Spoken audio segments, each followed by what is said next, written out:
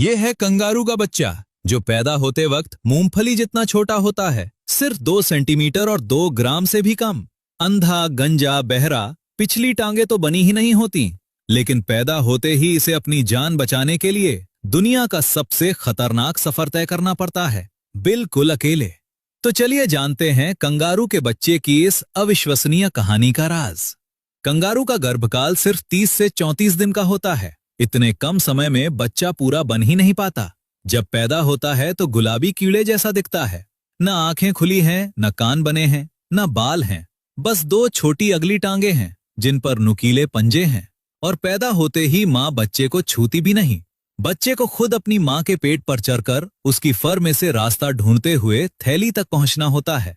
माँ बस अपनी फर पर थूक चाटकर एक गीला रास्ता बना देती है। बच्चा अपनी सूंघने की ताकत से रास्ता पहचानता है और 3 मिनट में इस खतरनाक सफर को पूरा करता है। अगर गिर गया तो मौत। थैली में पहुंचते ही बच्चा एक निप्पल से चिपक जाता है और फिर हैरान करने वाली बात, निप्पल फूलकर बच्चे के मुंह में फंस जाता है ताकि बच्चा गिरे नहीं। 3 से 4 महीने तक बच्चा इसी निप्पल से चिपका रहता है, हिल भी नहीं सकता। धीरे धीरे बाल आते हैं, आंखें खुलती हैं, कान बनते हैं, पिछली टांगे विकसित होती हैं। और माँ के दूध का कमाल सुनिए। माँ कंगारू हर स्टेज पर अलग किस्म का दूध बनाती है। नवजात के लिए पतला, प्रोटीन और इम्यूनिटी वाला, बड़े होते बच्चे के लिए फैट और कार्ब्स वाला।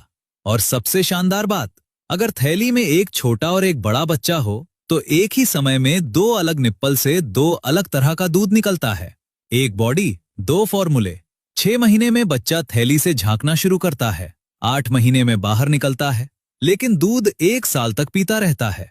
माँ की थैली असल में एक चलता फिरता गर्भाशय है जो बाहर से काम करता है। यानी नेचर ने कंगारू को अधूरा बच्चा पैदा करने दिया, लेकिन बाहर एक परफेक्ट इंक्यूबेटर दे दिया।